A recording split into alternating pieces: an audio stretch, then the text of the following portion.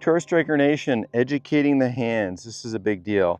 So put the strap on your trail arm, in my case, my right arm. I'm going to put it comfortably on my right wrist, and you'll see where we've made an accommodation so that the band can go up on the ball itself and keep this nicely structured. Now what I want you to see here is how my address condition, when I hold a golf club, my right wrist is flat. But at the top of my swing, my right wrist can bend back and actually touch the smart ball.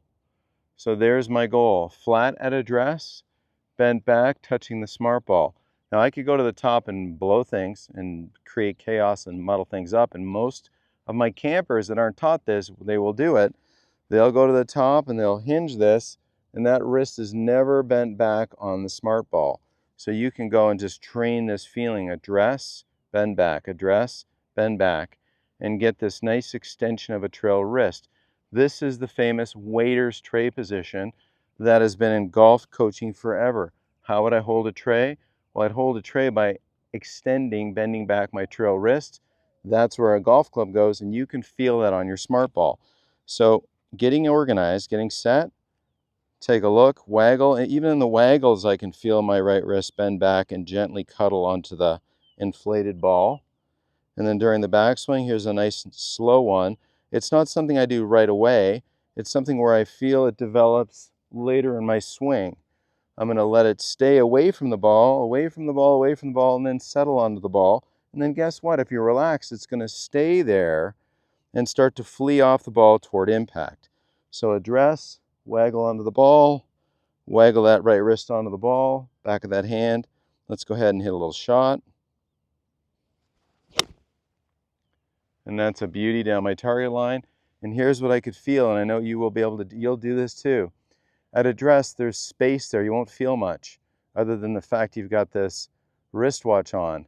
Now as you move back, the back of your right hand's going to bend and touch it. You want to feel that. On the way down, you'll relax so the weight of the club keeps you in that position until it starts to flee away into impact, and you want it to flee away. Now the post-impact feels are that ball is going to work over the top, not underneath into a chicken wing format. So let's watch this from a face-on perspective so you see this through swing that basically eliminates any chance of a slice. So getting organized with the good hands.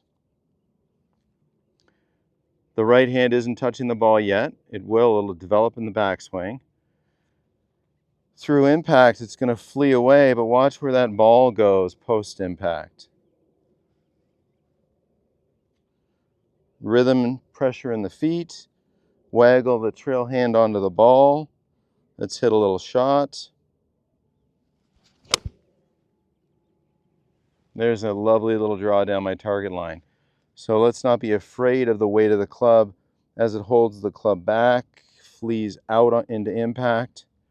There's a sense of overtaking, which is slowing down in style, and then into a finishing form. Put a cherry on top, go ahead and spin that club and put it in the holster. And that's going to help you really understand how to have better hands and hit great shots.